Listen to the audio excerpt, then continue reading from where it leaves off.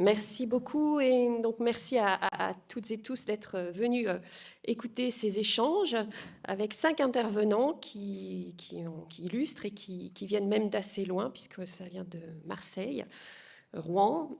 Vous allez les découvrir au fur et à mesure sur cet enjeu de l'eau, des fleuves et du climat, du changement climatique, en lien avec les projets d'aménagement, le vivre et finalement la BAP, cette ville vivante. Comment appréhender ces sujets dans les politiques d'aménagement aussi et les acteurs de l'aménagement. Alors pour commencer, j'accueille Henri Vibava, donc, qui est un ancien élève de cette illustre école qui a cofondé l'agence Terre, qui nous fait l'honneur de l'exposition présente dans le potager du roi, et qui, pour démarrer, va nous mettre dans le vif du sujet sur finalement cette vaste question de comment appréhender l'eau, les fleuves et le climat dans les projets d'aménagement. Merci beaucoup. Alors, merci de m'accorder ces quelques minutes donc, pour introduire cette thématique fleuve et climat. Alors, quelques minutes, c'est peu, parce qu'au regard du temps investi par les équipes de paysagistes, en général, on parle plutôt de dizaines d'années. On compte en dizaines d'années, voire plusieurs dizaines d'années. Pour des paysagistes et pour les différentes équipes, les différents professionnels qui s'intéressent aux fleuves. Mais si nous regardons les fleuves, c'est un temps beaucoup plus long, bien entendu. On parle plutôt parler de géohistoire, si on emploie le néologisme de Fernand Braudel. Et intervenir sur un fleuve, c'est embarquer dans une histoire qui est en marche, effectivement, depuis très longtemps. Et ce n'est pas à chaque fois simplement un cours d'eau, c'est une matrice. Le fleuve génère, structure, modèle, qui façonne les sols, les écosystèmes, les mobilités, les villes, les récits. Et il faut reconnaître le rôle structurant de l'eau dans cette fabrique du paysage. Et donc ça invite à pas mal de modestie, en tout cas pour les paysagistes qui interviennent sur ces échelles spatiales et temporelles. C'est une matrice climatique. On parle de couloirs d'air frais, de température, qui se rafraîchit aux abords des fleuves. C'est une matrice de paysage, parce qu'on se rend bien compte qu'il y a des paysages identitaires, si on parle de paysages ligériens au bord de Loire, de paysages rhénans et autres. Donc à chaque fois, le fleuve imprime une identité très forte. C'est une dynamique bien sûr aussi écologique, avec laquelle il faut travailler, donc une infrastructure vivante, un corridor écologique, des flux métaboliques, bien sûr des continuités paysagères. Nous les interprétons comme des continuités paysagères, ou nous créons des continuités paysagères quand nous le pouvons. Mais aussi, c'est un univers aussi fragile, même si le fleuve est là depuis de nombreuses années. Il est inondable, il y a une réversibilité, notamment dans les rives, donc le paysage qui apparaît ou disparaît. Donc il faut intégrer dans l'aménagement l'aléa, les zones de dissipation, des sols perméables, des formes urbaines adaptatives. Il y a beaucoup de travail à développer le long des fleuves. Et puis, il y a tout un travail sur les rives, cette zone de contact. On sait que le paysage, il naît de ces multiples terrains de contact entre différentes entités.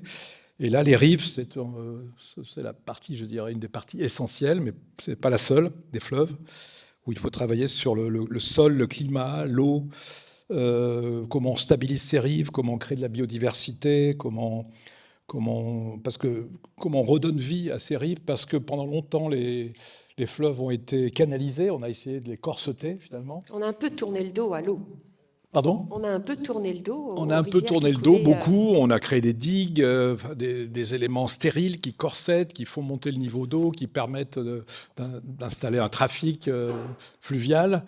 Et la ville tourne petit à petit le dos à l'ensemble. Et on n'est plus dans un système de biodiversité. On tourne le dos aussi à tous les éléments environnementaux, climatiques et autres. Donc il faut réouvrir un petit peu ces rives, faire avec, y compris l'eau qui monte, comme on en parle dans l'exposition, ou l'eau qui manque parfois. Il faut apprendre à vivre avec ces aléas, ces différents niveaux d'eau. Donc avoir un regard vraiment tourné aussi sur cet environnement qui a façonné pendant des années, qui est bien là, Ouais. et qui du coup sont des clés d'entrée aussi pour vous en tant que paysagiste, urbaniste, aménageur. Oui, c'est une clé d'entrée, notre regard, mais pas uniquement notre regard. C'est le regard ou les regards qu'il faut apprendre à croiser, parce que le fleuve est une figure d'appropriation par excellence, en fait. Ce n'est pas simplement un espace à aménager, c'est une figure collective. Les gens développent un imaginaire, une pratique, des usages. Chacun a son fleuve, en fait. Si on interroge les habitants autour du fleuve, chacun peut raconter une histoire.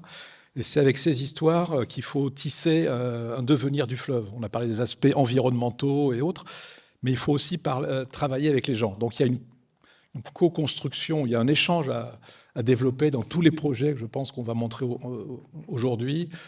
Il ne s'agit pas d'aménagement uniquement. Il s'agit vraiment, premièrement, de rencontrer le fleuve, mais de rencontrer aussi ses habitants.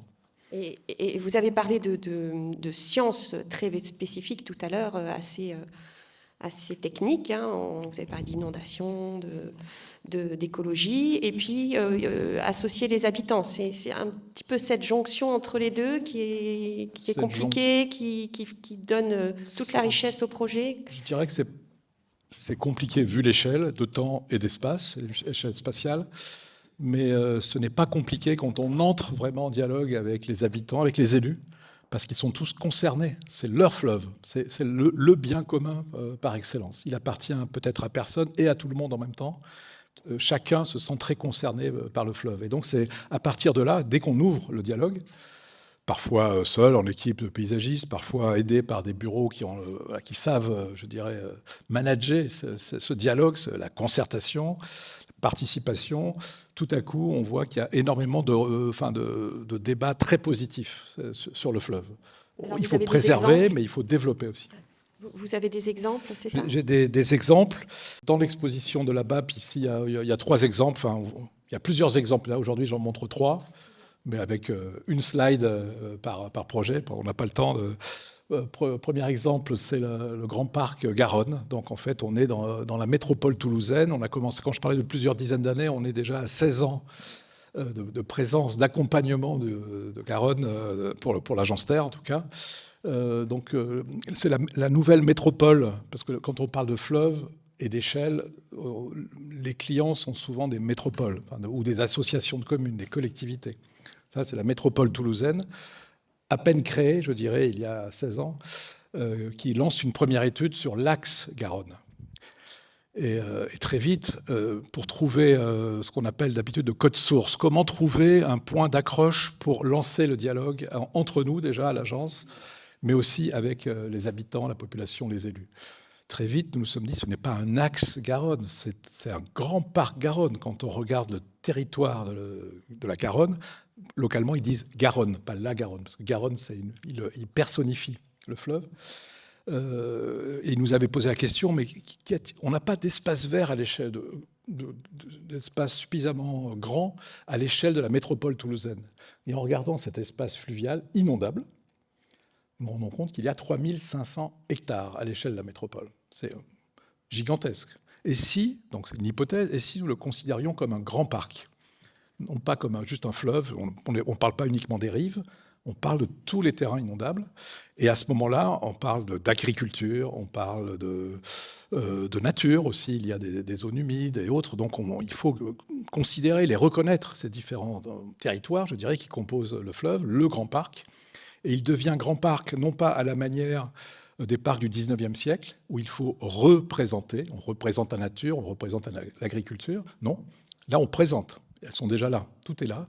Il s'agit simplement de relier, de faire en sorte il faut peut-être que les cheminements évitent les zones naturelles, mais ou les longent pour avoir un regard sur ces zones.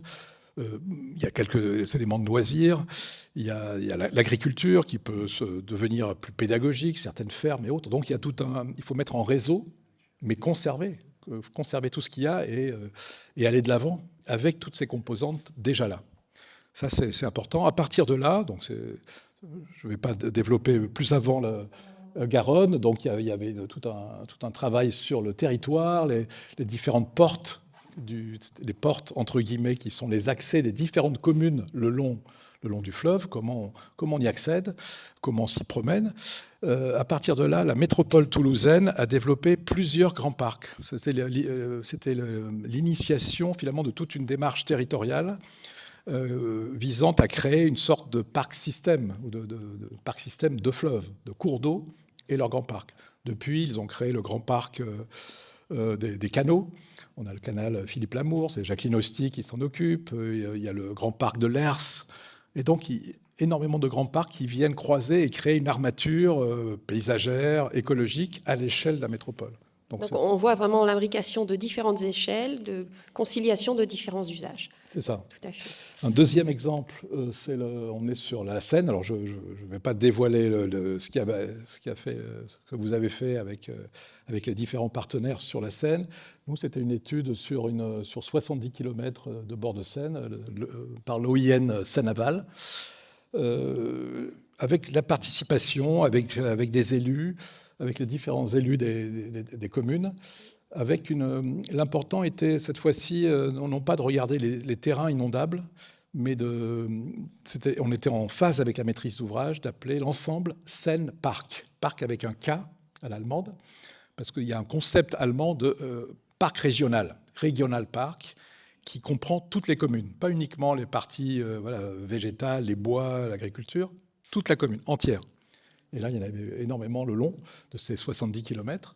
Et comment impliquer les communes sur l'ensemble de ce territoire, en leur disant déjà que la Seine, ce n'est pas uniquement le fleuve, ce ne sont pas uniquement les rives, mais c'est ce qu'on peut embrasser du regard entre le haut des plateaux, je dirais, les forêts, les lisières de forêt, jusqu'à la Seine et l'autre versant. Donc les deux versants de la vallée, donc de manière très large, incluant les communes. Et la question posée aux élus, c'était quel est le futur des communes, les PLU. Si on met côte à côte le PLU, donc on a créé une sorte de jeu, un peu comme une sorte de Monopoly avec tous les maires et les services des villes. Mettons-nous autour d'une grande maquette et regardons si vous avez vos petites maisons rouges, un petit peu justement comme Monopoly, chacun place son futur. Et tout à coup, on s'est rendu compte que le futur, c'était une urbanisation continue le long de la Seine, des deux côtés de la Seine.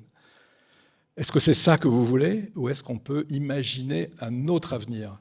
Et l'autre avenir, il est porté... La prise en compte de la nature et de l'eau, c'est pas inné. Hein. C'est pas gagné. Donc, mais après, en travaillant avec des écologues, avec différents professionnels, nous nous sommes rendus compte qu'il y a une population animale, pas uniquement humaine, animale, qui va de lisières de forêt, qui traverse les champs, qui arrive au fleuve et qui parfois traverse aussi.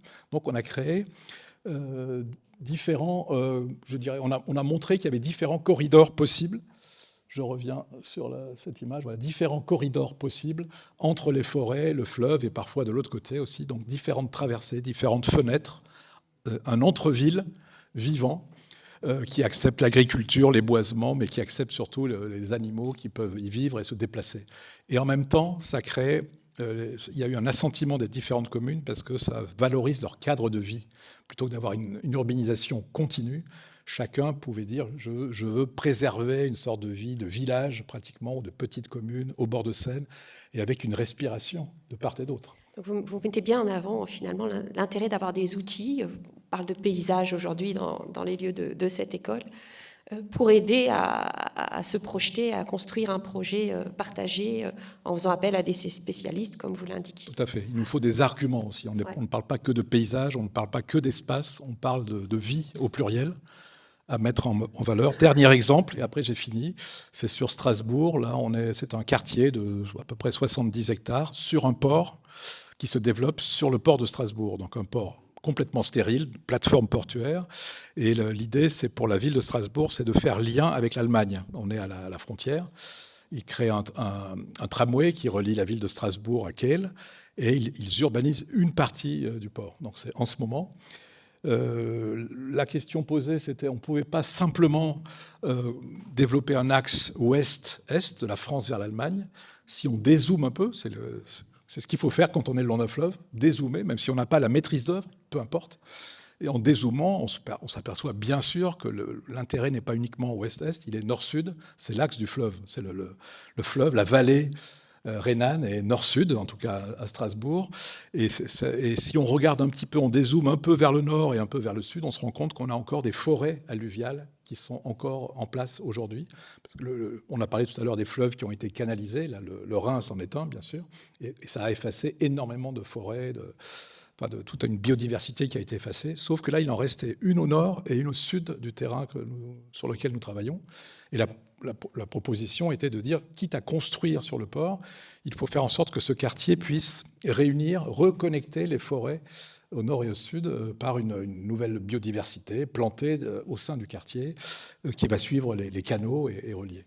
Mais merci beaucoup, Monsieur Bava, pour toutes ces illustrations qui illustrent bien toutes les facettes à mettre en œuvre. Alors, je vous propose de céder la parole à Benoît Barnoux, qui est aussi un ancien élève de cette école et également cofondateur d'une agence de paysage d'Altitude 35. Et donc peut-être d'abord en tant qu'enseignant dans cette école, par rapport à tous les concepts présentés par Monsieur Bava, comment vous les utilisez? Ce sont des outils pédagogiques pour appréhender des méthodes de construction et d'aménagement qui tiennent compte du fleuve et du changement climatique. Alors, peut-être dire deux mots, parce qu'effectivement, dans les 10 minutes qui viennent, je vais vous présenter un peu la spécificité peut-être de la pédagogie qui est mise en place dans l'école, et spécifiquement également en lien avec le partenariat Vallée de la Seine, qui sera peut-être explicité tout à l'heure aussi par d'autres intervenants. Il y a sans doute une grande constance dans la manière dont les étudiants sont formés à l'école. On peut dire aujourd'hui, moi j'appartiens à peu près à la 3e génération pleine d'enseignants de cette école depuis qu'elle n'est plus horticulture mais qu'elle est devenue école de paysage. Il y a certains traits de caractéristiques, je pense, qui ont traversé les générations et qui innervent vraiment les méthodes, la pratique et la pédagogie qui est transmise aux étudiants. Peut-être, je parlais de génération tout à l'heure, la première génération est intéressante parce que c'est une génération de pionniers un peu qui enseigne ici dans les années 60.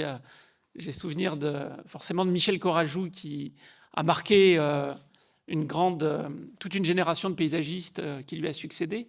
Et pour revenir sur les quelques exemples que présentait Henri tout à l'heure, c'est vrai qu'il y a aussi des apports qui sont venus du nord de l'Europe. Je pense à Jacques Sgard qui, à la fin des années 50, est parti en Suède, aux Pays-Bas, suite à un cursus qui naviguait entre le champ du paysage et de l'urbanisme, et qui est revenu avec des outils qu'on n'avait pas tout à fait en France de planification à grande échelle par le territoire. Par le paysage, pardon. Et dans l'enseignement qu'on a à l'école, il y a une adhérence, je dirais, assez forte au terrain, au site.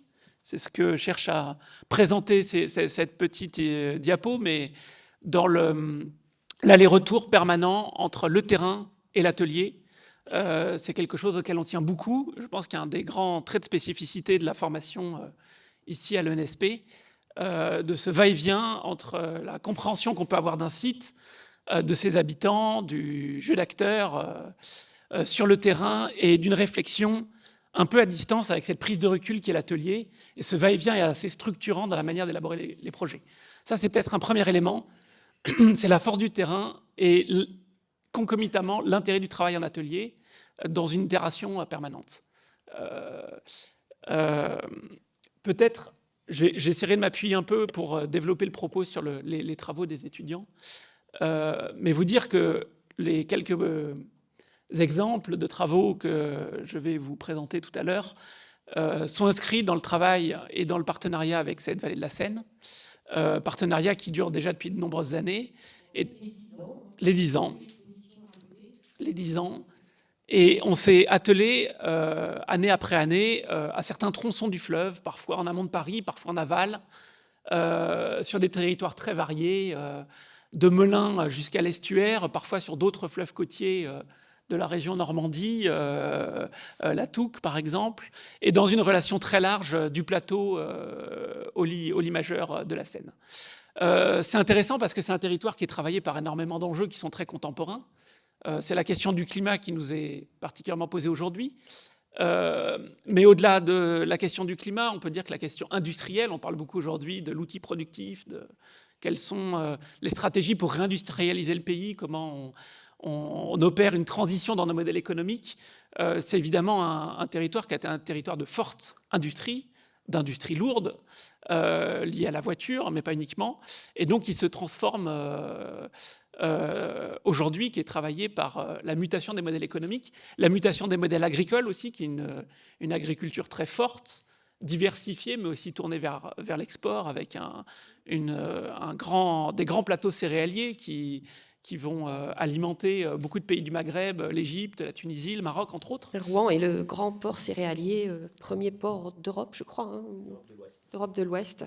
Avec Jean Plateau qui vous précisera tout ça tout à l'heure. Mais donc c'est vrai que parler de la question du paysage, du fleuve et du climat, c'est embrasser un certain nombre de sujets qui sont très variés, de mobilité, d'industrie, d'agriculture, de cadre de vie, d'écologie territoriale, et avec une dimension aussi sociale et anthropologique, parce que si on veut engager ces changements à ces échelles, il faut évidemment s'appuyer sur des outils, des processus, des manières de co-construire les projets avec les habitants. Henri a beaucoup insisté sur la relation aux élus et aux habitants, et c'est un partenariat qui est absolument nécessaire et qui est la condition pour faire advenir ces projets. Alors peut-être avec quelques exemples, en passant rapidement, je suis désolée, comment justement cet outil paysage peut intégrer ces dimensions variées, insérées dans des échelles de temps et d'espace adaptées. Alors, je vais essayer de m'appuyer tout de suite sur quelques exemples. Ici, c'est pour vous donner une idée. Chaque année, on s'attache à un tronçon spécifique. Et chaque étudiant, à partir d'un sujet qu'il arrive à formuler, à partir de ses lectures et de ses observations de terrain, choisit un site qui lui semble particulièrement stratégique. Ça, c'est intéressant, c'est-à-dire qu'il y a ce travail d'atelier, parfois individuel, parfois en groupe, et qui se cumule pour fabriquer une sorte de savoir-faire assez exploratoire sur le territoire. Et là, par exemple, sur une année, là, c'était il y a 4 ans, on a des étudiants qui s'installent en amont de Paris, en aval de Paris, sur des sujets d'agriculture. L'un des paramètres qui est extrêmement important et sur lequel on insiste beaucoup, c'est évidemment une dimension spatiale et une dimension qui traverse les échelles. On parlait tout à l'heure d'un nombre d'hectares, de kilomètres de rive, c'est assez fondamental, c'est-à-dire la capacité des étudiants et des futurs professionnels à se saisir de ces enjeux, elle dépend de leur habileté à jongler avec différentes échelles. On part de compréhension de structures géologiques, agricoles, économiques, paysagères qui sont très amples. On l'a vu tout à l'heure dans les grandes cartes. On en a un exemple ici à nouveau à l'écran. On réfléchit à des échelles au 10 millième et au 25 millième sur des échelles qui pourraient être celles des établissements publics territoriaux, si on est dans le pourtour immédiat de Paris, ou des comités de communes, des comités d'agglomération. C'est une deuxième échelle qui est une échelle de la gouvernance qui est forte. On parlait des métropoles tout à l'heure. C'est l'échelle à laquelle ces questions de paysage, d'écologie territoriale, d'économie peuvent trouver une certaine résonance opérationnelle. Et puis, on affine le grain, on change de focale jusqu'à l'échelle du projet dessiné dans ses moindres détails, l'échelle de la maîtrise d'œuvre. Et on travaille sur cette question du tissu agricole, des rives du fleuve, de ses affluents, de sa compréhension, de sa transformation fine. Peut-être pour vous expliquer comment ce travail un peu prospectif peut atterrir sur un territoire comme celui de la vallée de la Seine, vous montrer quelques exemples, et en particulier avec cette question du lien fleuve-climat. La vallée de la Seine, elle est particulièrement touchée par cette question de l'évolution du climat. D'abord parce qu'on est dans un contexte littoral pour une partie de cette séquence, et qu'évidemment les questions d'élévation du niveau de la mer, elles pèsent lourd dans les réflexions des collectivités. Donc comment s'adapte au risque ? Comment les tissus urbains, comment l'agriculture va pouvoir s'adapter à cette nouvelle donne ? C'est tout un panel des propositions des étudiants s'attache à cette question. Il y a la question de l'épaisseur du fleuve, du limageur, de ses boisements jusqu'aux coteaux, dans sa globalité, comment c'est des territoires qui sont habités, traversés par les grandes infrastructures. Là, on a 3 exemples aux alentours de Mantes-la-Jolie, par exemple, de travaux d'étudiants qui naviguent entre plusieurs échelles et qui viennent se saisir de la question du paysage à l'interface avec les quartiers habités. On a des étudiants qui s'intéressent de très près à la question agricole dans le cadre du travail que vous voyez ici à gauche, et hydraulique. La transition climatique, c'est une question évidemment de température, ça tout le monde l'a relativement à l'esprit. Cette question des plus 4 degrés qui nous guette encore, qu'il faudrait le remettre en perspective, parce qu'il y a certains territoires qui vont sans doute évoluer plus vite et d'autres un peu plus lentement, mais elle doit aussi se combiner avec un regard sur les régimes de précipitation, avec des régimes de pluie qui vont changer drastiquement notre rapport au paysage et tout son tissu agricole. Donc là, par exemple, à gauche, on a des étudiants qui se posent la question, si demain, au niveau de Rouen, on a 3 mois de sécheresse ou 4 mois de sécheresse l'été, comment on adapte les pratiques agricoles et comment on a des systèmes productifs qui vont évoluer avec davantage de jachères, avec peut-être une réflexion sur comment on maintient davantage d'eau sur les plateaux, sur comment on a des cycles de culture qui s'adaptent à ce stress hydrique récurrent. Et du coup, au-delà de la question technique de l'agriculture, le paysage donne à voir. Oui, alors il y a cette question technique, et puis il y a effectivement le fait qu'on a besoin de comprendre assez finement, de les dessiner, de les représenter des modèles qui sont en perpétuelle métamorphose. C'est-à-dire que le paysage, c'est pas quelque chose de figé, c'est un sujet qui est éminemment mouvant, qui est tiraillé par toutes les contraintes et les contradictions du monde contemporain. Et donc, quels que soient les sujets qu'on envisage, sur des sujets de mobilité, de manière d'habiter la vallée de la Seine, de mutation des pratiques agricoles, il y a un travail de compréhension d'un existant, et là qui nécessite de recouper différentes disciplines. On s'appuie sur les corpus et les méthodes des sciences humaines, des climatologues, des biologistes, des écologues. Alors sans être absolument spécialiste de tous ces domaines, il y a une nécessité de comprendre ces grands outils, ces méthodes, pour arriver à synthétiser, à orchestrer les évolutions d'un territoire. Donc c'est vraiment à ce travail que les étudiants se prêtent sur des sujets agricoles, des sujets de mutation de bassins versants, des sujets de landscape urbanism, diraient les Américains, mais c'est tous ces sujets qui travaillent l'épaisseur des territoires. Un autre travail un peu plus récent, là, dans des séquences plus littorales, je crois qu'on est là sur la vallée de la Toue, qui est la partie la plus aval de la Seine, et peut-être pour insister sur cette dimension de la nécessité de combiner les échelles, de l'échelle territoriale au dessin extrêmement précis. On a besoin, pour projeter ces grands systèmes de continuité paysagère, de continuité hydrologique, de continuité écologique, on a besoin de les comprendre dans leur échelle géographique, et on a besoin de les dessiner dans une échelle plus fine. Et on pourrait dire de réaliser aussi le chemin inverse, c'est-à-dire à chaque fois qu'on s'attelle à un sujet extrêmement précis, d'être capable de re-questionner l'échelle du territoire et des dynamiques et des mécanismes qu'un projet de maîtrise d'œuvre opérationnel engage. Voilà, donc c'est vraiment ce va-et-vient d'échelle que les étudiants font. Des dynamiques naturelles finalement qui forgent le paysage, mais qui ont cette force à grande échelle et des impacts à petite échelle et inversement. Et tout ça crée des liaisons. Vous parliez de flux, de liens entre ces territoires aussi. Il y a des liens. C'est vrai que s'inscrire dans un paysage, c'est s'inscrire intrinsèquement dans des systèmes de continuité, de liaison, de systèmes, de réseaux.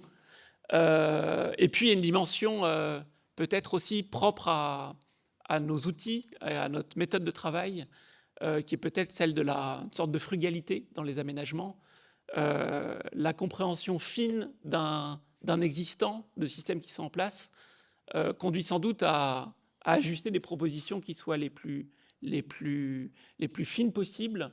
On est systématiquement peut-être pour montrer un dernier exemple, dans un travail de réinterprétation d'un existant, de dialogue avec un site, et de frugalité et de juste échelle dans la proposition. Ça, c'est important. On parle aujourd'hui beaucoup de résilience, d'économie, de démarches qui soient frugales, bas carbone. C'est sans doute tout un pan de discussion et de réflexion sur lequel les paysagistes ont beaucoup à dire, parce que consubstantiellement, c'est un métier qui s'attache au meilleur rendement, à comment on transforme un existant avec peu de choses, comment on obtient le maximum de résultats avec un minimum d'intervention. Et dans cette discipline du paysage, il y a cette capacité à ajuster les choses, à faire basculer des paysages en les transformant dans le temps long, à partir de moyens qui soient les plus justes et les plus mesurés possibles. Merci beaucoup. Alors, on n'a pas le temps de rentrer dans le détail précis des projets. Vous avez aussi beaucoup d'illustrations dans la salle et puis l'exposition à côté.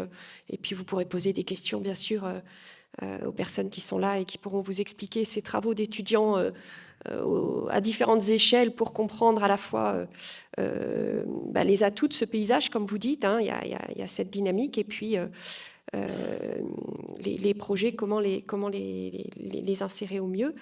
Alors, je vais laisser la parole maintenant à Jean Plateau, qui est directeur du port de Gennevilliers, donc un des ports du grand port Aropa, qui est ce grand port de la vallée de la Seine, hein, qui va du Havre jusqu'à l'amont de Paris. Jean, donc tu es, bonjour, surtout sur Gennevilliers, et finalement en tant qu'acteur économique, hein, par rapport à ces enjeux de l'eau et du changement climatique, un acteur économique qui est sur site, qui fait à la fois traversé par ces grands flux, qui a des grands projets d'aménagement aussi, et qui fonctionne grâce à l'eau, puisque ce sont des transports maritimes et fluviaux. Finalement, comment ça t'interpelle, cet enjeu de la nature, de l'eau, du changement climatique dans les projets d'aménagement et dans l'activité? Alors effectivement, on est un port assez jeune, puisqu'on a été créé le 1er juin 2021, avec un changement d'échelle, justement pour se mettre à l'échelle de cet axe Seine, de la Seine finalement, de la Seine amont, du bassin de la Seine, jusqu'à l'estuaire, avec les ports du Havre et de Paris. La Seine, effectivement, ça a été rappelé, et j'ai bien aimé l'expression, c'est un territoire de vie au pluriel. Vie au pluriel, c'est évidemment, alors tout le monde pense effectivement à l'enjeu de biodiversité, c'est aussi un cadre de vie, ça l'a été rappelé, c'est un espace de loisirs également, de tourisme, et c'est enfin un espace d'activité, et l'homme, historiquement, a utilisé effectivement cet espace qui est effectivement un espace fragile, un espace aussi très robuste et qui peut créer des risques considérables. Ça a été rappelé, hein, il y a eu des grandes crues qui ont généré des morts. C'est un espace naturel qui est évidemment très puissant face à l'homme également. Changement climatique. Et avec le changement climatique, on va effectivement, finalement, peut-être accélérer un peu le temps et les enjeux de changement. C'est un sujet, effectivement, qu'on approche de très près et qu'on regarde attentivement. Mais un des sujets, effectivement, c'est la conciliation de ces différents usages entre activité économique, qui est essentiel également à notre activité aujourd'hui et à nos vies, en fait. Hein. Quand on regarde aujourd'hui l'évolution de nos émissions carbone, finalement, à l'échelle française, les émissions carbone diminuent fortement depuis 90, encore plus rapidement dans l'industrie, dans le secteur de l'industrie, mais notre empreinte carbone, elle, diminue beaucoup plus faiblement, parce que globalement, l'industrie est partie très largement en Asie, notamment, avec des flux internationaux qui peuvent nous questionner demain. On vit aujourd'hui, si on parle strictement du périmètre de l'activité économique, autour d'une industrie qui s'est construite post-Seconde Guerre mondiale, dans les années 50 à 70, autour du carbone, hein, très clairement. Si on parle de tous les concepts de raffinerie, tous les complexes de raffinerie, tous les complexes automobiles, effectivement, hein, qui biochimie, etc., qui maillaient l'axe Seine, enfin la vallée de la Seine. Et la question qui se pose aujourd'hui à nous, c'est cette activité économique qui existe, qui doit se transformer, hein, face aux enjeux de changement climatique. Comment elle se transforme? Où elle se réimplante? Est-ce qu'elle se réimplante? Et ça, c'est notre stratégie sur le fleuve, sur ces espaces qui historiquement accueillaient de l'activité économique, ou est-ce qu'elles ont vocation demain à se réimplanter à l'étranger, en Chine, ou sur d'autres espaces qui sont pas forcément connectés au fleuve. Et du coup, c'est effectivement tout l'enjeu de Aropa de travailler à la conciliation, à la construction finalement d'un nouveau modèle qui concilie à la fois activité économique, activité également touristique et de loisirs, Si on prend typiquement le centre de Paris, on est propriétaire des quais dans Paris. On a des gros enjeux, effectivement, d'insertion de ces espaces vis-à-vis des habitants et vis-à-vis de leur souhait de s'en servir comme des loisirs. Il y a tout l'exemple de la baignade dans Paris là, qui arrive cet été. Mais aussi, et on est propriétaire de plus de 5000 hectares de foncier à vocation naturelle, donc d'accueil effectivement de ces fonctions de nature et de biodiversité. Donc la question qui se pose effectivement à une échelle qui est l'axe Seine, c'est comment on construit demain un nouveau paysage, d'une certaine façon, une nouvelle vallée de la Seine, qui intègre finalement nos vies au pluriel, vie à la fois de la biodiversité, vie humaine dans sa pluralité, de cadres de vie, de loisirs, mais aussi d'activités économiques. Donc c'est tout l'enjeu de concilier plusieurs usages avec leur acceptabilité sociale, qui est un vrai sujet qui monte de plus en plus. Donc arriver à partager des enjeux pour accepter les implantations respectives, tout en tenant compte des aléas naturels, de l'eau et du changement climatique. Et donc c'est un énorme enjeu. Vous parlez de port du futur, par exemple. Qu'est-ce que ça signifie ? Comment le paysage, parce qu'on a fait aussi un atelier paysage à Gennevilliers, aussi contribue à faire avancer et cheminer cette réflexion pour des aménagements qui soient vraiment adaptés et partagés. Tout à fait. Comme je le disais, le changement climatique aujourd'hui va s'accélérer en fait, et nos enjeux de transformation sont majeurs, que ce soit en matière de lutte contre le changement climatique en tant que tel, réduire nos émissions carbone, et également en termes d'adaptation à ce changement. Parce que malheureusement, même si on réduit drastiquement nos émissions, on sait déjà demain, en 2050, qu'on aura un phénomène de réchauffement qui impactera la vallée de la Seine et plus globalement nos vies. Cette transformation, qui sera une transformation profonde, très clairement, de nos paysages, transformation de notre paysage économique, transformation de notre paysage d'habitation, de notre cadre de vie et des paysages naturels. Il faut qu'on la construise tous ensemble.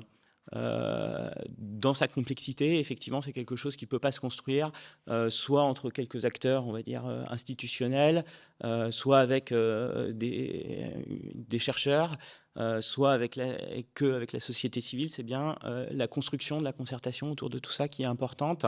Et c'est quelque chose que l'on essaye de construire, en tout cas à Europaport, par plein de moyens différents. Alors effectivement, il y a ces ateliers de l'APR qu'on a pédagogiques régionaux, montés avec l'École nationale supérieure du paysage, qui nous a permis de travailler avec des étudiants sur comment on pense, alors un territoire qui en l'occurrence a une petite échelle, à l'échelle de la vallée de la Seine, qui est le port de Gennevilliers, mais quel est le port de Gennevilliers du futur ?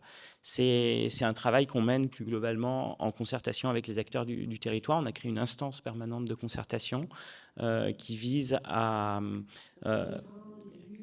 les riverains, les élus, les associations environnementales, les entreprises économiques, mais également le secteur social, le secteur culturel, pour avoir justement cette vision 360 d'un espace comme le port de Gennevilliers, avec l'ensemble des sensibilités en fait, que l'on peut retrouver dans la façon de le percevoir.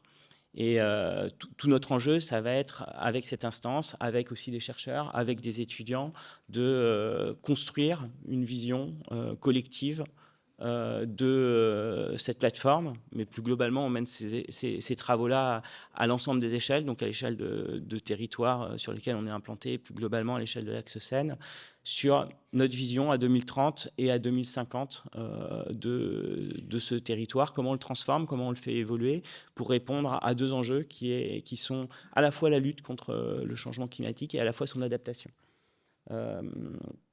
Dans ce sens, et si on rentre sur la question de la lutte et de l'adaptation au changement climatique, Aropa est d'une part, de fait, un outil de lutte contre le changement climatique, puisque notre enjeu, c'est principalement, d'une part, d'accueillir sur nos fonciers à vocation économique des entreprises, des activités économiques, des industries qui vont répondre à ces enjeux de décarbonation, transformer notre appareil industriel qui date des années 50, basé autour du pétrole, vers un appareil industriel qui répond à des problématiques actuelles avec des enjeux d'économie circulaire, des enjeux de production locale. Et par ailleurs, utiliser plus massivement le transport fluvial, qui est un mode décarboné par nature, pour transporter nos marchandises, plutôt que d'utiliser la route, mode plus carboné et plus consommateur d'énergie également. Donc, premier enjeu, voilà, transformer, participer à la transformation de nos systèmes économiques pour les décarboner, pour avoir un mode de fonctionnement plus sobre. Et deuxième enjeu, adapter l'occupation des sols et notre façon d'implanter cet outil industriel, la façon de concevoir le fleuve, pour l'adapter aux enjeux de changement climatique. Ça passe par des enjeux de désimperméabilisation, ça passe par des enjeux de concentration, finalement, de l'activité économique sur nos zones d'activité sans souhaiter consommer plus de terres agricoles, plus de terres naturelles pour les développer. Ça passe par une conception de l'outil de production différente, qui intègre plus de végétation, des toitures probablement végétalisées, des réflexions autour de l'albédo. On a des questions au-delà de la question des aléas naturels sur lesquels on travaille, avec des risques de submersion, des risques de crue, la question de l'étiage aussi, qui est un point important, de consommation d'eau, des questions d'adaptation aux îlots de chaleur que constituent aujourd'hui les zones d'activité. Donc, des travaux massifs à faire, des investissements massifs à faire dans les prochaines années, grosso modo 25 ans, pour en 2050 avoir un port qui soit robuste, résilient face au changement climatique et qui par ailleurs est permis de structurer à l'échelle de la vallée de la Seine un mode de vie, en tout cas un mode de consommation qui réponde aux enjeux carbone auxquels on est confronté aujourd'hui. Merci beaucoup, Jean. Ça illustre bien, quand on entend toutes ces pistes d'adaptation, de ruissellement, d'infiltration, de densification, ce sont aussi des sujets qu'on aborde et qu'on traite quand on fait la ville, et la ville vivante, mais aussi la ville adaptée, plus adaptée au changement climatique pour lutter aussi contre ces aléas. Et on voit que les acteurs économiques ont les mêmes sujets, les mêmes préoccupations, et l'importance de dézoomer l'intérêt de cette activité. On a parlé d'économie circulaire, de transport fluvial, pour son impact environnemental à cette échelle dézoomée, qui n'est pas que le projet local, mais bien intégré dans son territoire. Et là, l'outil paysage donne à voir, hein, tu as bien insisté sur le fait de pouvoir se projeter, de pouvoir mettre à plat les différents usages qui ont déjà été cités tout à l'heure aussi par les précédents intervenants. Donc merci beaucoup, merci pour ce témoignage des travaux menés et bonne chance pour la suite des réflexions. Le sujet est lourd et les transformations devant nous encore. Je propose de donner la parole à Nicolas Bach pour continuer dans les focus et les regards qui peuvent être portés sur les aménagements dans ces environnements d'eau et de changement climatique. Donc Nicolas Bach est directeur du groupement d'intérêt public Seine-Aval. Donc il nous arrive de Rouen. Merci d'être venu jusqu'ici.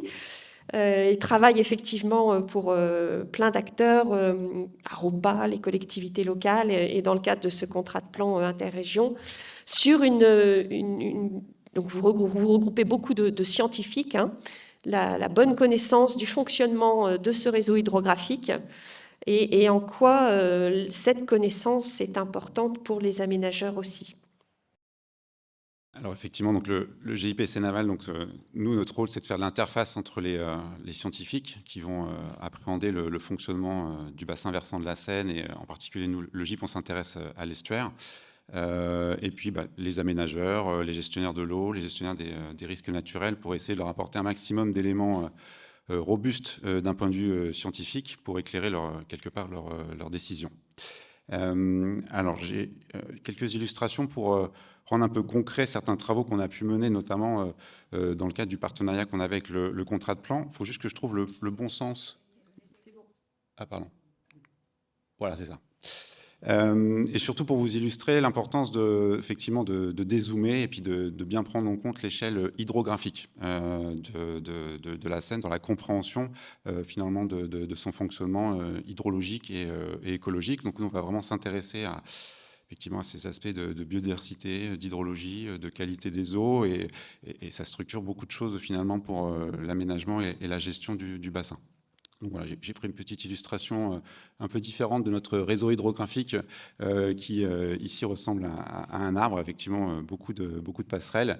Voilà, qu'on puise nos racines dans l'estuaire au Havre pour remonter toutes les ramifications jusqu'aux cimes des têtes de bassins versants.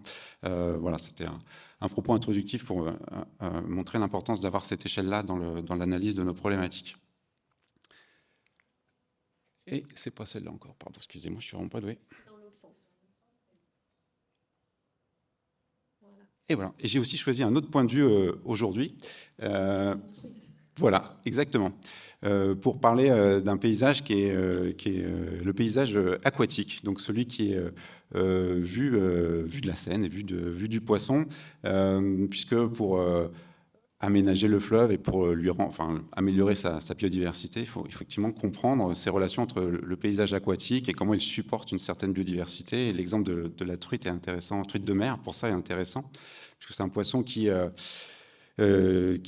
cette époque-là, quitte les zones marines pour remonter la Seine et retrouver ces zones de reproduction dans les petites rivières de l'amont du bassin. Il doit donc parcourir tout le paysage aquatique depuis l'estuaire jusque dans ces zones amont.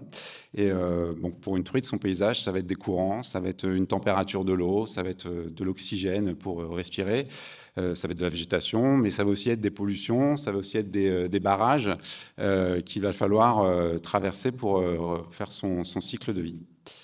Alors, petit parcours. Le premier barrage, donc effectivement, à cet endroit-là, la truite cherche la passe à poisson qui lui permet de la passer, et ça, c'est pas toujours évident en fonction du fonctionnement de ses passes, du débit de la Seine, ça retarde sa migration.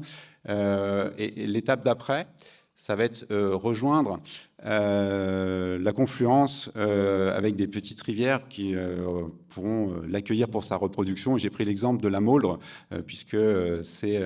Nous sommes sur le bassin versant de la Mauldre. Nous sommes sur le bassin versant de la Mauldre, ici à Versailles, qui est un bassin versant qui peut accueillir, qui a des sites favorables pour la reproduction de cette espèce. Et pour arriver jusque-là, va rencontrer encore un certain nombre d'obstacles. Il y a encore des barrages à traverser. La température de l'eau n'est pas toujours favorable pour ce type de poisson, et les conditions d'oxygène sont beaucoup moins bonnes en lien avec les pollutions de l'amont, et notamment de l'agglomération parisienne. Ce qui est intéressant, c'est que les scientifiques, ils arrivent à quantifier le lien entre ce paysage aquatique et comment ça influence finalement la migration de cette espèce, comment ça la favorise ou comment ça la défavorise. Et ça permet derrière de proposer les solutions au bon endroit et les plus efficaces pour essayer d'améliorer quelque part la qualité du paysage pour cette espèce. Voilà, pour vous donner un chiffre, quantifier la migration dans les conditions actuelles de cette truite, elle dépense autant d'énergie plutôt que de faire 260 km de Seine. En fait, c'est comme si elle faisait 2600 km, quelque part, pour vous illustrer la perte d'énergie qu'elle a pour lutter contre ces conditions qui peuvent lui être un peu défavorables dans les conditions de Seine actuelles. Voilà, pour vous donner un exemple de ce que peuvent réaliser les scientifiques sur ces sujets. Bon. Et la Mauldre, ce n'est pas encore une qualité physico-chimique suffisante pour l'accueillir. C'est vrai que c'est un bassin versant assez particulier, puisqu'il y a des zones très, très urbanisées en tête de bassin. Et quelque part, en période d'étiage et de basse eau, c'est quasiment uniquement l'eau des stations d'épuration qui favorise, qui constitue l'écoulement finalement de la rivière. Donc voilà, il suffit d'un dysfonctionnement pour que la qualité physico-chimique se dégrade et ne soit pas favorable à la reproduction d'une truite. Voilà pour cette petite histoire. Les interactions entre l'aménagement et et la nature, et inversement, c'est du soutien d'étiage parce que l'assainissement est là. C'est ça, mais bon, donc il y a de l'eau, mais pas forcément d'une qualité pour ce type de poisson. Voilà, et donc ça, c'est les scientifiques, en faisant ce lien entre le paysage et quelque part la biodiversité, ils sont aussi capables de se projeter dans l'avenir, puisqu'ils font les liens entre les paramètres de ce paysage qui vont évoluer dans le temps, notamment dans le contexte du changement climatique. Et quand on va donc jusqu'au bout de la réflexion avec une augmentation des températures, éventuellement une baisse des débits pendant l'été, eh bien on voit que ça va contribuer encore à ralentir quelque part la possibilité de migration de ce type d'espèces, et ce qui montre bien la nécessité de trouver des solutions pour améliorer ou modifier le paysage aquatique qui pourrait être favorable à la biodiversité aquatique, et là, avec l'exemple de ma petite truite pour aujourd'hui. Oui, oui, et puis on a eu tout à l'heure l'exemple plutôt des activités économiques ou de loisirs qui sont complètement dépendantes aussi de ces futures conditions de débit. Tout à fait.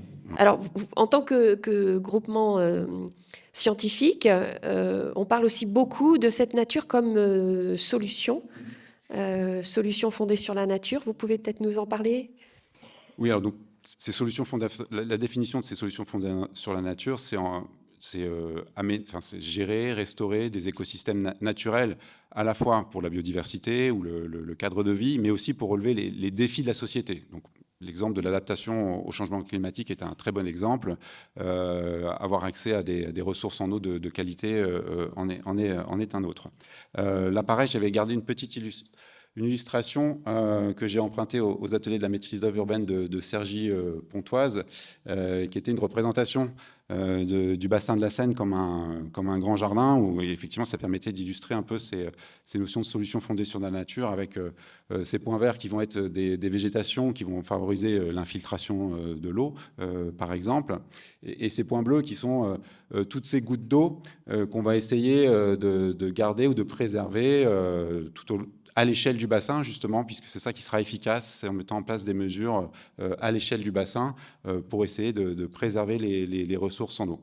Et si on prend l'exemple de la prévention des inondations, effectivement, le type de solutions qui sont prônées sont notamment ces zones d'expansion des crues, qui sont finalement des restaurations des liens entre les lits mineurs et les lits majeurs pour favoriser l'expansion de l'eau pendant les événements de pluviométrie intense, ce qui va permettre finalement d'étaler le flux d'eau et de limiter les impacts des inondations plus en aval.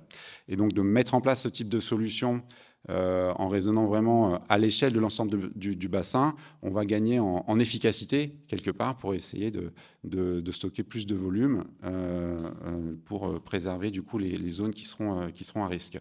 C'est-à-dire des solutions légères finalement, naturelles, des zones naturelles d'expansion de crues, facilement réalisables dès lors qu'on raisonne à cette grande échelle où dès l'amont, dès le bassin versant, toutes ces petits aménagements vont faire qu'on n'aura pas besoin d'un gros aménagement de protection contre les crues en aval, par exemple.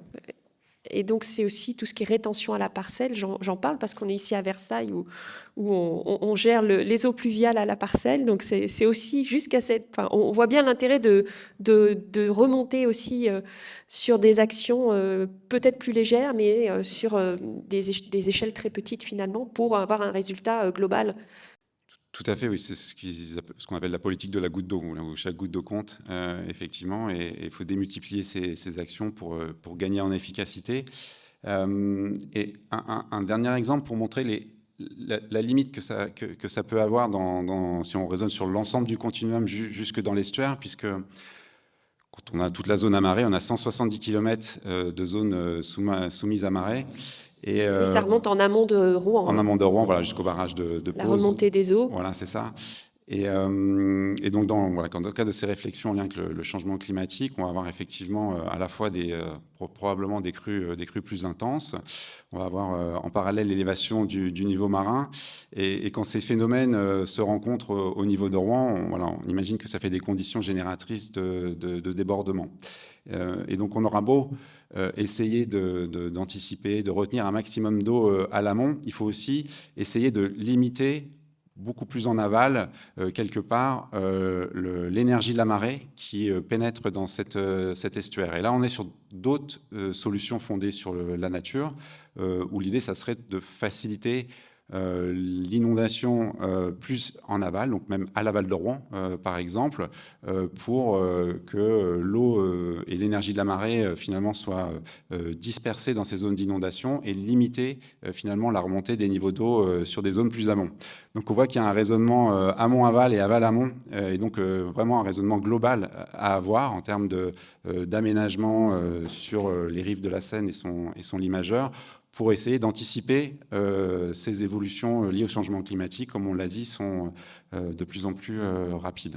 Alors, dernière question, vous, en tant que scientifique, vous nous l'expliquez de manière très abordable aujourd'hui, mais finalement, l'outil paysage vous aide-t-il aussi à faire comprendre ces mécanismes ?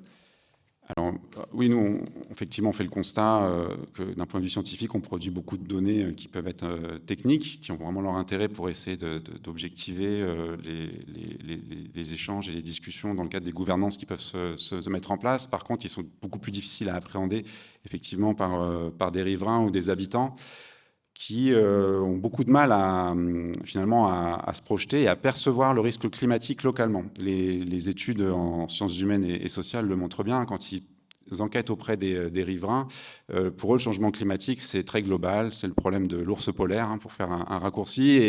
Mais sur leur commune, pour eux, il y a toujours eu des crues et il y en aura toujours. Et ils ne comprennent pas finalement ces risques liés aux évolutions qui peuvent être assez rapides. Et c'est vrai que là, nos outils, nous, ont des limites. On peut pas, ils sont plus difficiles à appréhender. Et c'est vrai qu'on voit tout de suite des passerelles pour travailler avec l'outil paysage, fournir des éléments de quantification sur nos projections des effets du changement climatique, sur les gains potentiels des solutions qu'on peut mettre en œuvre aussi, puisque ça, on arrive à évaluer des gains de zones d'expansion des crues, de zones d'expansion des eaux pour limiter les aléas inondations, par exemple, et travailler du coup après avec des outils qui rendent plus accessibles quelque part ces résultats quantifiés. On en a parlé tout au début sur les collaborations interdisciplinaires ou pluridisciplinaires pour essayer de nourrir ces réflexions et puis être un peu moins technique dans le discours, on voit qu'il y a ce passage à faire et qui n'est pas toujours évident pour une partie de la communauté scientifique. Merci beaucoup, Nicolas, pour ces illustrations très intéressantes. Et je vous propose de terminer notre table ronde avec Mathieu Leborgne, qui arrive d'encore plus loin, puisqu'il arrive de Marseille.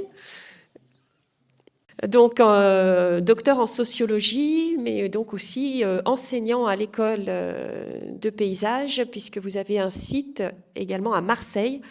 Et peut-être comme première question, avec tout ce que nous avons entendu sur ces dimensions naturelles, géographiques, temporelles, dans les travaux que vous menez avec les étudiants aussi sur Marseille, vous avez une approche similaire en étant sur le Rhône, la Durance.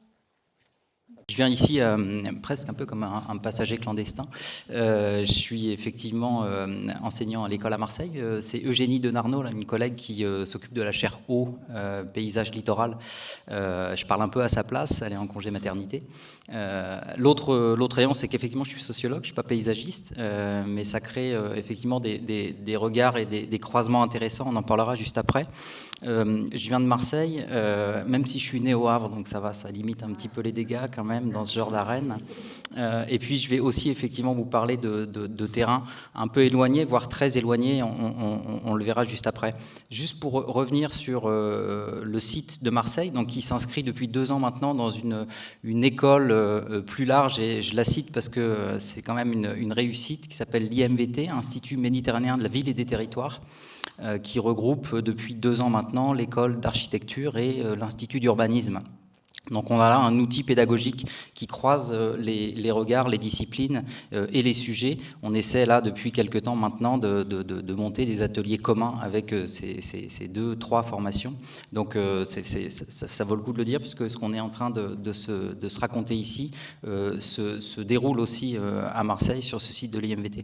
Alors Marseille et l'école dans cette région provençale, oui évidemment la question de l'eau, on y est directement confronté. à plus d'un titre. On dit parfois qu'en Provence, il y a de l'eau, mais il n'y a pas d'humide. C'est une expression qui signifie qu'il y a un certain nombre d'éléments de contexte, et notamment, par exemple, une géologie karstique qui fait que l'eau existe, mais elle disparaît à la vue assez rapidement. Cette région provençale, en fait, ou cette grande région sud, elle nous sert. Alors, j'ai mis une carte ici. Pour beaucoup, ça vous rappellera peut-être vos vacances. Marseille est en bas. Et puis, on a la Durance. J'ose pas appuyer sur la petite télécommande, ça risque de tout casser. Mais on a une rivière, Durance, et pas un fleuve, qui prend sa source dans les Alpes tout en haut et qui vient à la confluence du Rhône, ensuite, via le Rhône, se jeter dans la Méditerranée. Je parle de la Durance parce que c'est effectivement un des axes, une des structures pédagogiques qu'on va utiliser dans nos différents ateliers à Marseille, puisqu'on considère que cette région sud est une région laboratoire, en fait, qui nous donne à voir tout un tas de configurations, des configurations littorales, on le voit là, des configurations urbaines, denses, Marseille en est une parmi d'autres, mais aussi des hauts lieux, Sainte-Victoire, la Sainte-Baume et compagnie, et puis des configurations de montagne, puisque en fait la pédagogie à Marseille, elle, c'est un petit peu ce qu'on se disait tout à l'heure, la goutte d'eau. C'est la goutte d'eau qui part des Alpes et qui va jusqu'à la mer, et donc on a une sorte de succession d'ateliers qui partent de l'amont jusqu'à l'aval. La spécificité, évidemment, est le contexte, les contextes de discussion et pédagogique de nos petites affaires méditerranéennes, c'est que on a quand même des prévisions d'enneigement qui sont un petit peu compliquées. Le responsable de ressources de l'agence de l'eau Rhône-Méditerranée, Corse, nous disait que en 2050, il y aurait un taux d'enneigement de moins 30% à plus de 2000 mètres d'altitude. La dynamique systémique de la région, c'est qu'on a les Alpes comme château d'eau de la Provence, donc ça pose un certain nombre de questions. Ça change, ça commence déjà à changer et ça va évidemment le changer. Donc ça pose tout un tas de questions, notamment en termes de répartition, de clés de répartition. Cette eau, pour qui ? Comment est-ce qu'on l'utilise ? Comment on la redistribue ? On voit déjà aujourd'hui des dispositifs qui sont à la fois, où on a l'impression qu'ils sont vertueux, et puis finalement, quand on regarde un peu plus précisément les choses, ils ne le sont pas tant. On a des économies, par exemple, d'eau au niveau agricole sur certains secteurs. Je pense au Vaucluse, par exemple. Et puis ces économies d'eau, on se rend compte qu'elles sont réutilisées, cette eau est réutilisée pour une eau d'urbanisation. Le canal de Provence, la Société du canal de Provence et d'aménagement régional, puisque c'est son nom, réutilise cette eau pour réurbaniser, aiguillon de l'urbanisation dans des secteurs du Var, par exemple. Donc ça pose vraiment des questions importantes, à la fois techniques et démocratiques. Finalement, l'eau, qui décide de cette eau et pour qui on l'amène ? Oui, on interdit même maintenant de développer la construction s'il n'y a pas les ressources en eau.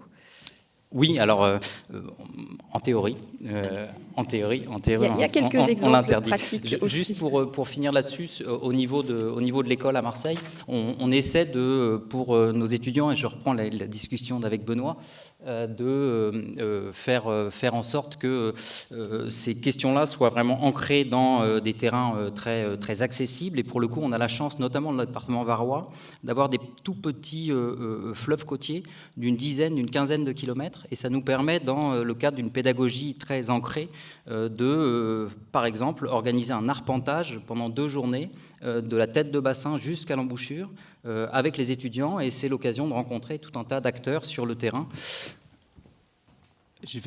Voilà, par exemple, on est ici à Olioul, la capitale de la fleur coupée. Donc nos étudiants sont amenés à discuter, échanger avec des professionnels qui utilisent évidemment l'eau, que ce soit ce monsieur, que ce soit Veolia qui gère des stations d'épuration ou des carrières aussi, puisqu'il y a des carrières qui sont présentes. Donc en gros, le but pédagogique de ce type d'atelier, c'est bien de montrer quelque chose dont on n'a pas beaucoup parlé, c'est la question des solidarités amont-aval. Et là, pour le coup, on l'a vraiment sur les 2 journées pour les étudiants. Donc ça entre dans leur diagnostic de territoire dès le départ, avant qu'ils rentrent dans la phase projet. Alors, toutes ces démarches, vous nous avez emmenés dans le sud de la France, mais vous connaissez bien d'autres expériences ailleurs dans le monde, vous nous en parlez? Alors, je vais vous en parler. Effectivement, on peut faire un focus sur un autre territoire. On n'est pas en Provence, je vous rassure. On n'en est pas là. Peut-être dans 30 ans, ça ressemblera à ça. C'est pas le cas. Le point d'entrée peut-être de tout ça, c'est cette rencontre qu'on a organisée au mois de juin dernier autour de la chaire eau, où on a essayé de balayer un petit peu des questions un peu exotiques, on va dire, ou des paysages d'ailleurs, des fleuves d'ailleurs. On a évoqué le Mississippi. Mathieu Duperex, notamment à Marseille, a beaucoup travaillé sur le Mississippi. Et puis, il y a ce cas de figure qui est celui de Mayotte, puisque ici, on est à Mayotte, qui est un territoire qui a fait l'actualité, qui l'a fait plus trop d'ailleurs. Et sur ce territoire mahorais, considéré comme un des plus beaux lagons du monde, on a des problèmes, et c'est une entrée qui peut être a priori un petit peu éloignée, mais des problèmes de pollution aux microplastiques du lagon.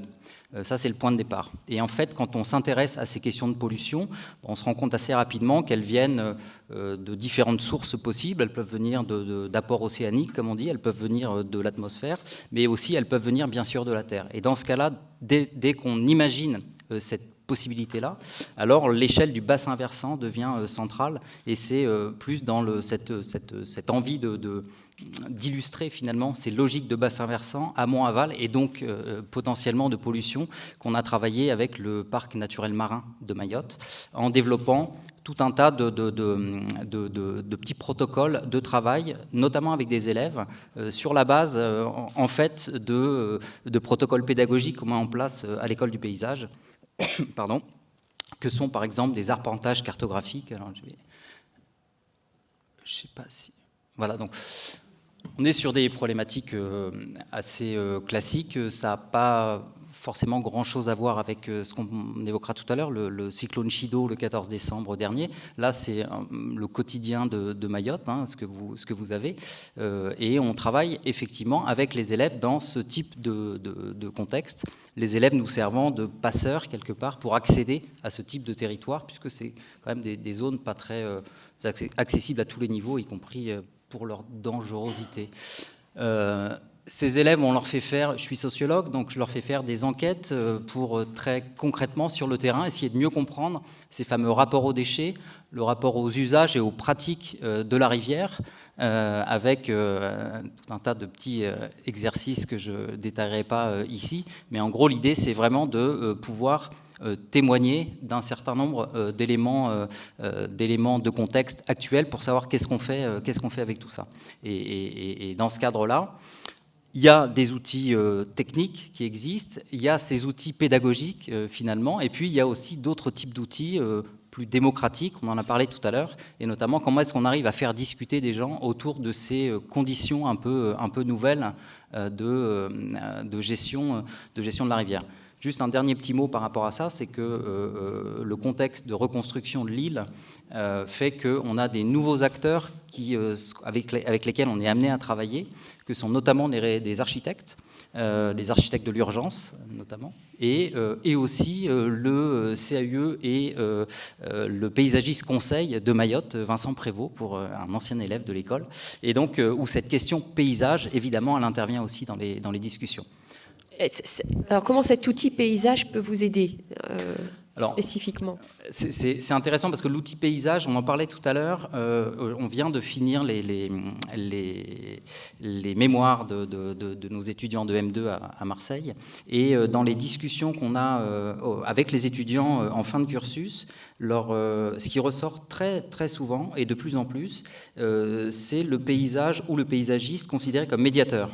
Donc il y a là on l'a déjà évoqué, mais ce qui est intéressant, c'est de voir qu'il y a une demande de la part de ces jeunes futurs paysagistes, une demande de formation dans ces dimensions de médiation et de discussion sur le terrain, comme si le paysagiste revêtait ce rôle ensemblier quelque part, qui met autour de la table, qui arrive peut-être à vulgariser un certain nombre de données scientifiques et qui arrive aussi à spatialiser, bien sûr.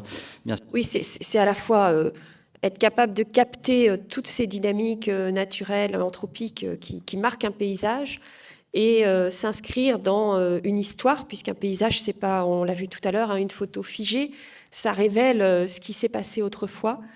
et qui devient aussi un outil pour se projeter, donner à voir et construire ensemble quelque chose. Absolument. Ça, c'est la deuxième dimension du métier de paysagiste et des outils du paysagiste qui est liée, on l'a vu, on le voit, on le verra tout à l'heure, parce que je crois qu'il y a une petite visite de l'exposition d'à côté, que sont les supports techniques finalement du discours paysagiste. Et je pense au dessin notamment.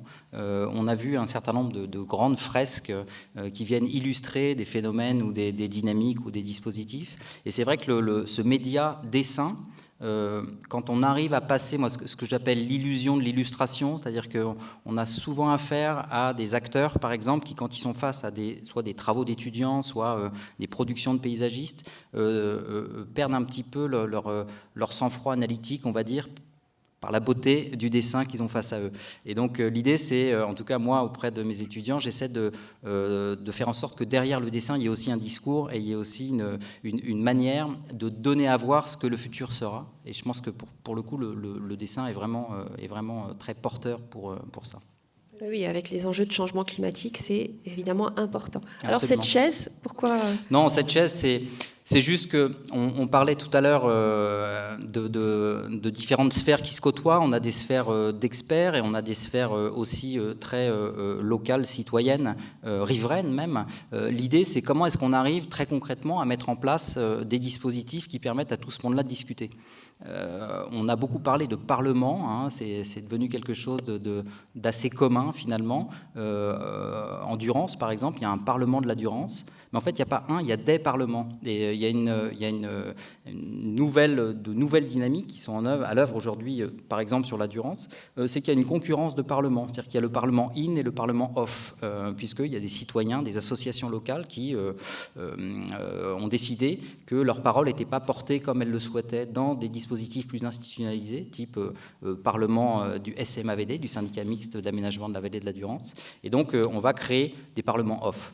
Là, l'idée, et ce concept de parlement, c'est vraiment de pouvoir, en tout cas dans le contexte mahorais, hein, celui que je décris et que vous avez sous les yeux, mettre autour, alors non pas autour de la table, mais autour de la rivière, justement. Hein, c'est une des idées pour éviter et pour mettre en pratique ce principe d'inclusion.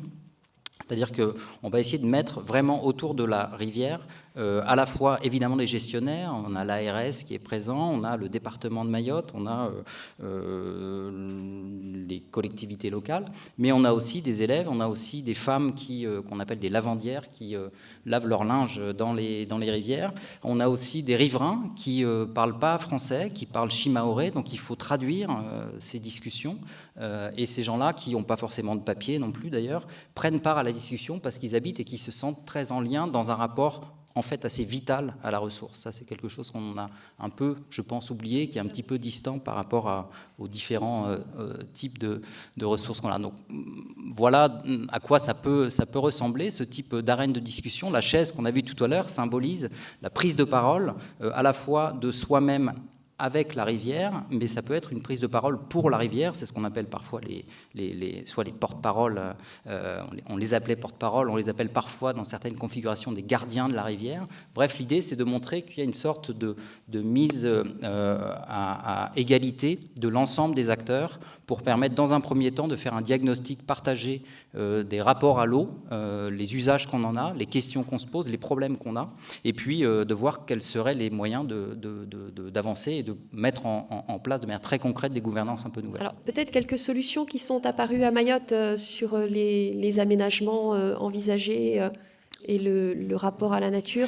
Alors, donc là, petite diapo qui vient illustrer des prélèvements qu'on fait faire avec des scientifiques. Donc c'est une équipe que j'ai montée avec des océanographes et des spécialistes, notamment des microplastiques.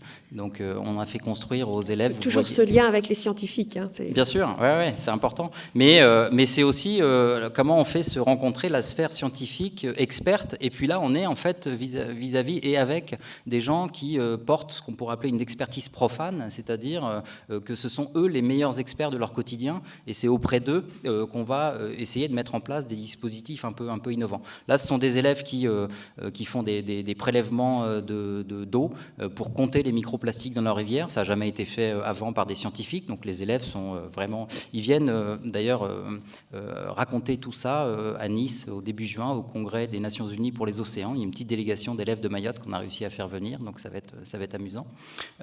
Et puis on a accès aussi par là à des nouveaux types de connaissances ou des nouvelles questions qu'on ne se posait pas forcément. Par exemple, pour rester dans un contexte très mahorais, pardon, mais on voyage un peu, une lavandière. Donc les lavandières, ce sont ces femmes qui lavent leur linge dans les rivières de manière très classique.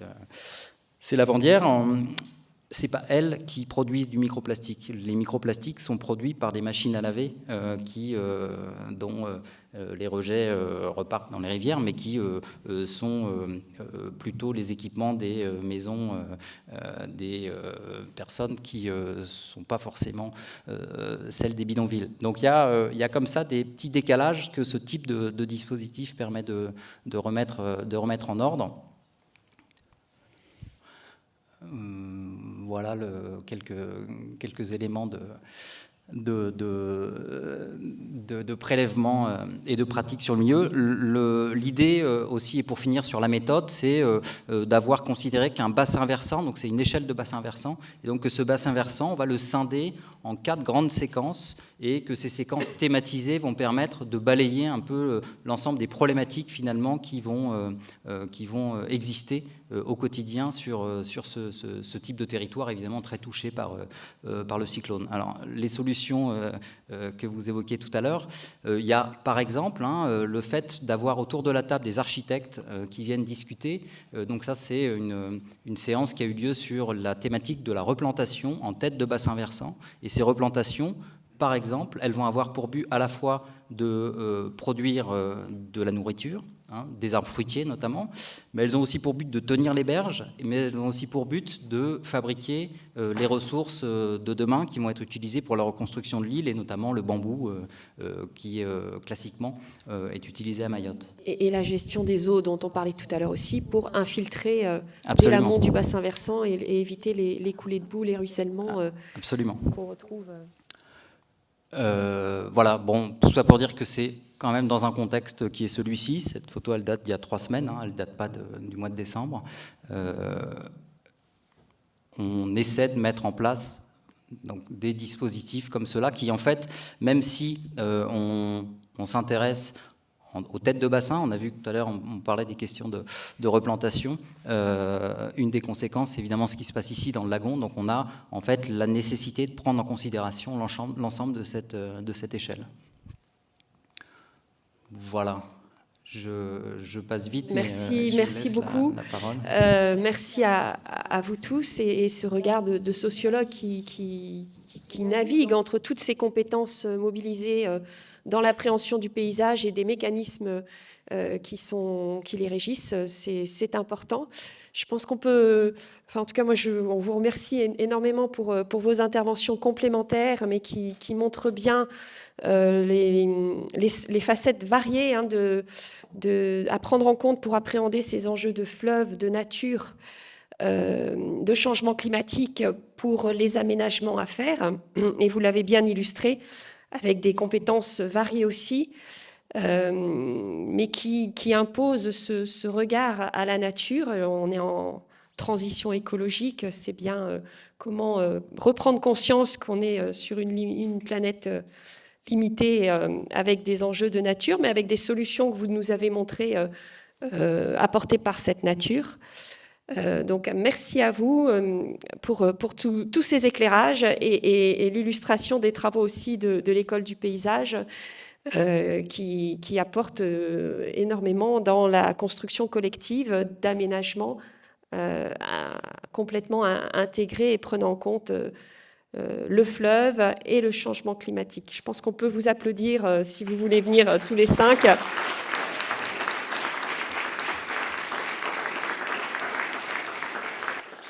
Merci beaucoup. Je laisse la parole à Alexandra Bonnet, directrice de l'école, pour la suite des événements. Merci beaucoup Isabelle, merci aux intervenants de ce jour, merci à Henri Bava pour l'organisation et à Béatrice Julien-Labruyère pour ce cycle de conférences organisé ici à l'École nationale supérieure de paysage.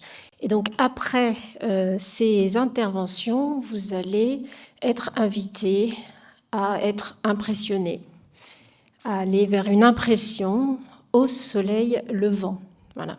C'est le joli titre de l'exposition qui a été réalisée par l'équipe de la chaire CPIER que nous avons le plaisir d'héberger ici à l'ENSP. Et puis, je ne sais pas si vous avez déjà remarqué, mais autour de vous, il y a également des panneaux qui présentent le travail de nos chaires, donc chaire énergie, chaire mobilité, chaire paysage eau et littoral, puisque nous avons également la chance d'avoir une chaire sur cette thématique du jour. Alors, ici, à l'ENSP, tout est étude. D'accord ? Vous êtes dans un lieu d'études, vous avez des étudiants qui font des études, vous avez des chaires qui font des études pour nos partenaires. Même les paysagistes, une fois qu'ils sont diplômés, ils font des études aussi pour leurs clients.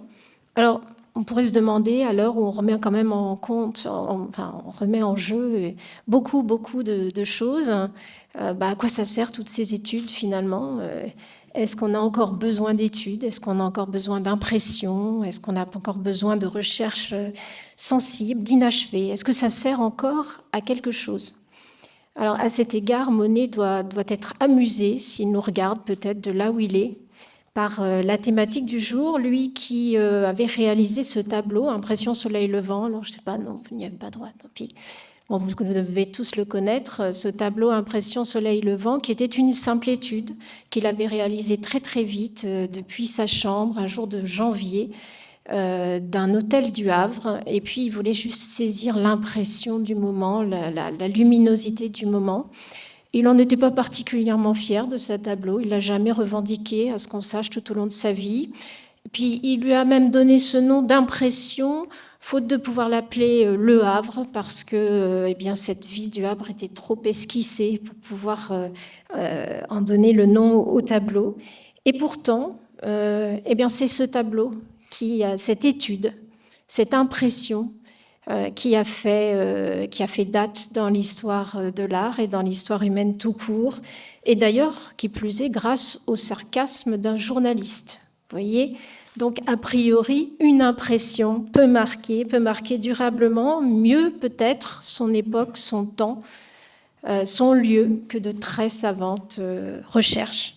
Voilà. Alors, le tableau aussi de Monet, il nous dit beaucoup de choses de nos travaux.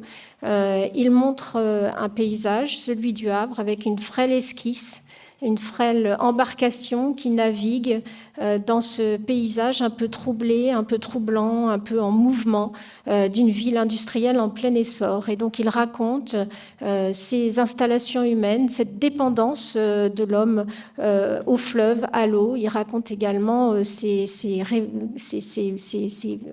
révolutions industrielle à l'œuvre et qui impacte nos territoires, mais il raconte aussi toute l'admiration, toute l'inspiration artistique qu'on peut tirer de ces espaces absolument extraordinaires que sont les espaces fluviaux.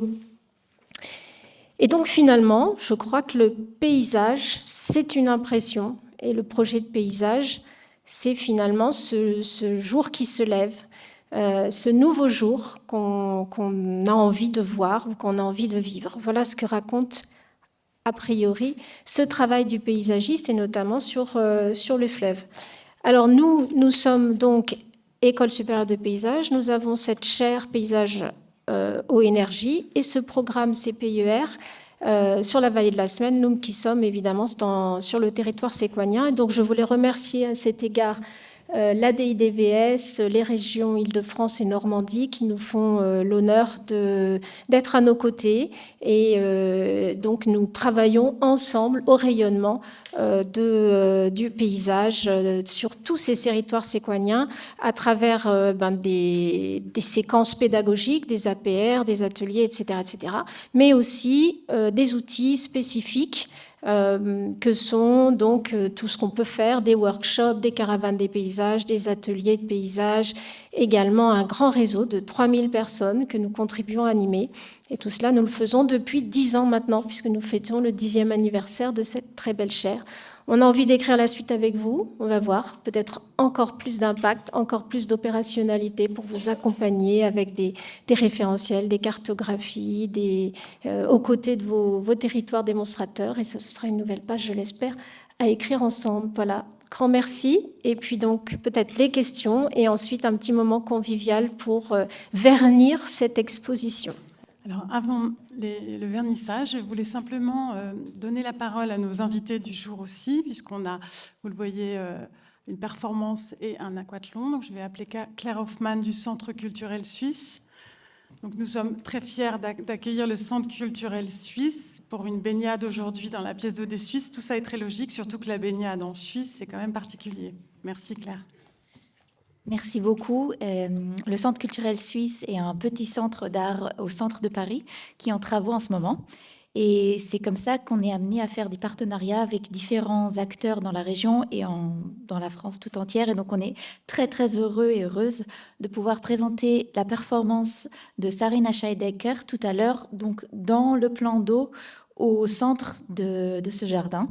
Et c'est une performance qui est justement un peu dans cette idée d'impression et de faire résonner l'eau. Vous allez voir, c'est une performance qui travaille avec des céramiques qui sont des sortes de cloches ou flûtes. On ne sait pas très bien, des instruments en tout cas qui sont activés par des performeurs et performeuses dans l'eau. Et c'est à travers le souffle et l'eau que se développe donc une sorte de chanson, peut-être une plainte de l'eau. On ne sait pas. Donc, on vous invite vraiment très chaleureusement à nous rejoindre autour du bassin à 14h pour cette brève performance et cette impression de l'eau. Et en effet, peut-être c'était un petit peu moins le sujet pendant ces discussions aujourd'hui, mais la baignade dans l'eau, dans les fleuves, dans les lacs en Suisse, c'est vraiment quelque chose de très important. Et sachez que dans les années 60, le lac de Léman et les fleuves ensuite suisses étaient parmi les plus toxiques et les plus pollués. Donc voilà, ça peut changer et j'espère que ça va changer. Là, l'aquathlon, je pense, l'annonce un petit peu qu'on peut vraiment aussi faire de la baignade. C'est très important pour la qualité de vie et la relation avec les éléments naturels.